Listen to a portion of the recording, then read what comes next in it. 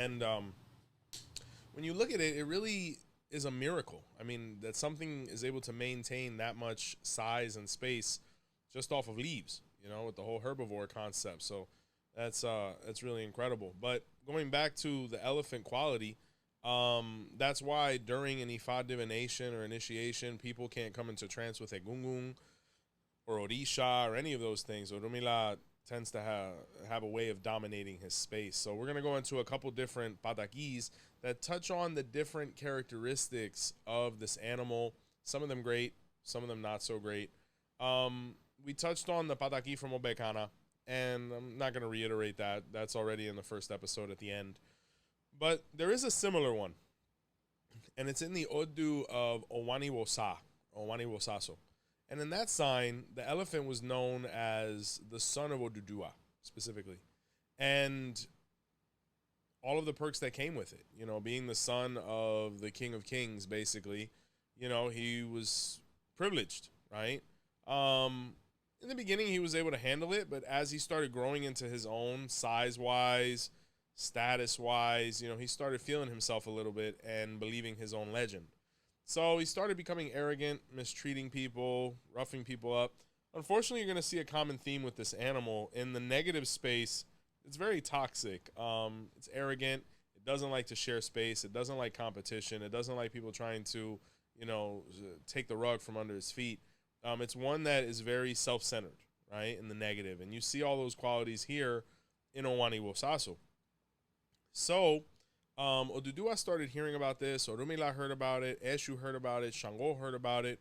Even Oro, who really isn't much of a main character in a lot of these stories, even he heard about it. And they were a little disappointed. And they started wanting to each try to mentor and coach the elephant, but he was very resistant until ultimately his father had to get involved and said, hey, either you get with the program or we're going to have to make some adjustments because you're creating a lot of enemies and having a lot of conflicts for no reason. Everybody wants to love you. Everybody respects you. Everybody, borderline fears you. I mean, I really don't know what you're looking for here. And it got to the point where even the elephant became disrespectful for Odudua.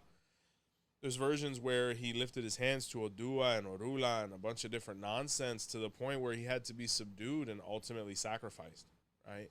And through this sacrificial process and him being dismembered, once again, the tools of Ifa manifested. The one that it speaks of most heavily here is actually the tusk, which was made out of ivory. That's why this material is so highly associated with deities like Odudua and Orumila, because they were the people who initiated or parented to a certain degree this animal. That's why you'll notice the original Irofa or Iroke, which is now the modern deer horn or Ifa bell, was originally made out of ivory, based on stories such as this in Obekana. Obviously, due to restrictions and extinction and overall moderation, we can't do that anymore, being that there's laws in place to preserve the species. And I'll also say this as well. We have to be very careful as Ifa practitioners to not overindulge antiquated literature, right? So for whatever reason, somebody may need ivory. It's legitimate and to be respected. But if it comes at the cost of an animal going extinct or being highly endangered, it's better to find alternatives like we did in the New World with the deer horn. But poaching and things like that, we really can't indulge that because there's nothing worse than not having the living representation of things that are in our literature. That's really a failure as far as humanity goes.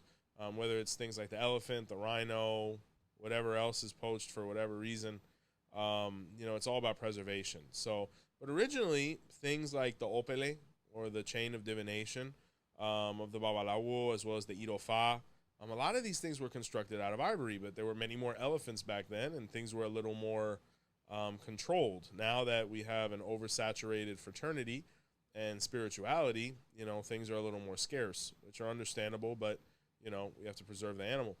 So Owani Wosaso is another Odu that speaks of why the tools of the